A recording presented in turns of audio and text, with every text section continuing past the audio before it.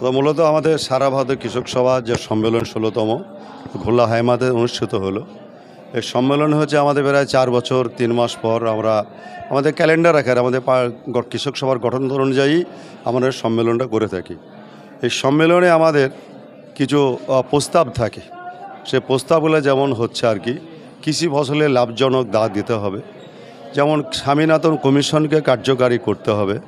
আমাদের যে মুর্শিদাবাদ জেলার বড় ভাঙন, পদ্মা গঙ্গা ভাঙন, এই ভাঙন প্রতিরোধে কেন্দ্র সরকার ও রাজ্য সরকারকে স্থায়ী বন্দর ব্যবস্থা করতে হবে। আমাদের যে আঞ্চলিক রোড ৮বিসিকে রোড, এই রোডকে সম্প্রসারণ করে গাড়ি ঘোড়া মানুষ যাতায়াতের সুখ সুবিধার ব্যবস্থা করতে হবে। আমাদের দাবি থাকে যে আমাদের মুর্শিদাবাদ জেলা একটা পিছিয়ে পড়া জেলা।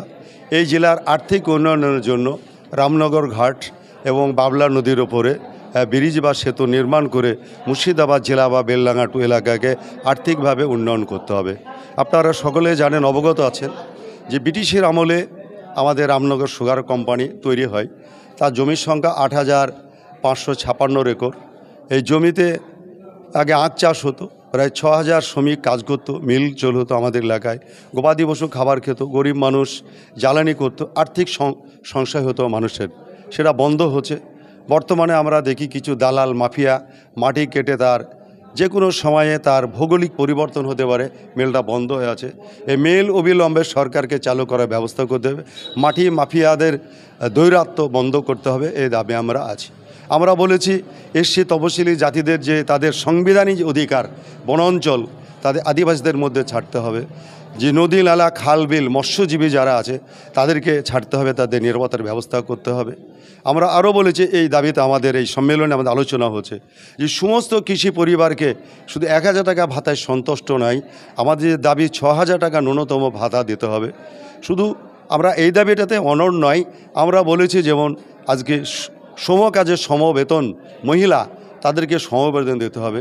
সর্বনিম্ন আজকে অন্য অন্য রাজ্য পারে, কেরল পারে, অন্য অন্য রাজ্য পারে যে সমকাজে সমবেতন দেওয়া, সর্বনিম্ন ১৮,০০০ টাকা বেতন দেওয়া আমাদের রাজ্য সরকার পারে না, অন্য রাজ্যে পারে না। আমাদের দাবি যে সমস্ত সিভিক আশা, অঙ্গনারী, তারপরে অসংগঠিত শ্রমিক যারা আছে তাদের কাজের নিশ্চয়তা করতে হবে এবং ১৮,০০০ টাকা বেতন সিস্টেম করতে হবে।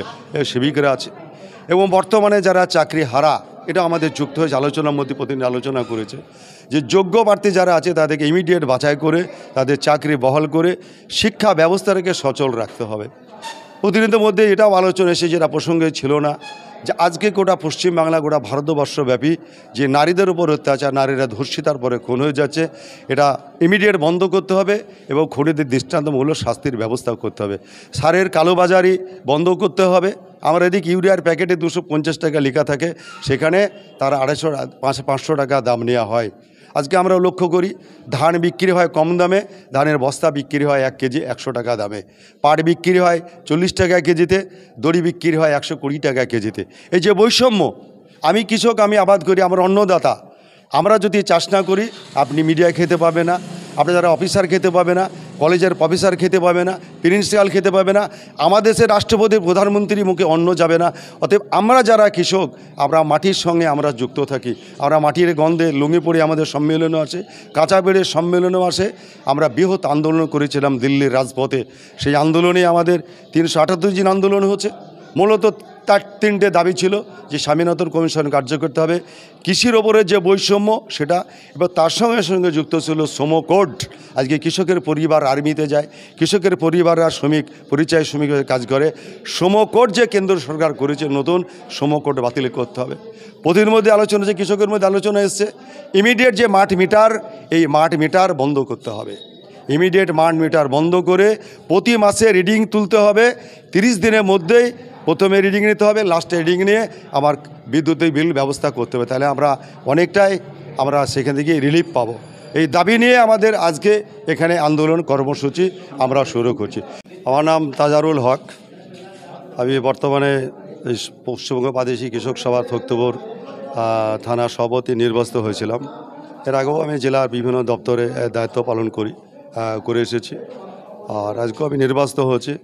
আমাদের উপরে যে এলাকার কৃষক যে দায়িত্ব, সেই দায়িত্ব আমরা অক্ষরকে পালন করার চেষ্টা করব এবং কৃষকদের যে দুর্দশা কৃষকদের সামনে যে হতাশা তাকে যাতে আমরা কাটিয়ে নিয়ে ওটি আন্দোলনে সামিল হতে পারি, সেই শপথ আজকে আমরা সম্মেলনের কক্ষে আলোচনা করেছি।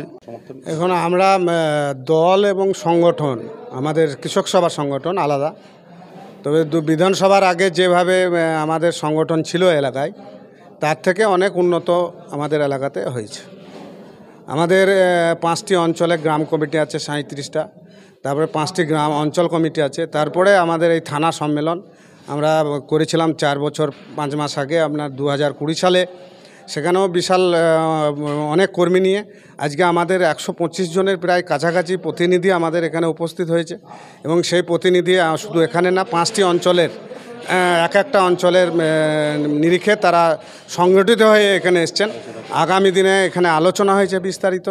আমাদের এই এলাকায় পান চাষি, মৎস্য চাষি, দুগ্ধ চাষি এবং সেই চাষিদের পক্ষে আন্দোলন সংগ্রাম গড়ে তোলার জন্য আজকে আমাদের এই সম্মেলন, এবং আগামী দিনে এই সংগঠনকে আরও শক্তিশালী জায়গায় নিয়ে যাব, এই প্রতিশ্রুতি দিয়ে আমাদের এই সংগঠনের সম্মেলনে আলোচনা হয়েছে।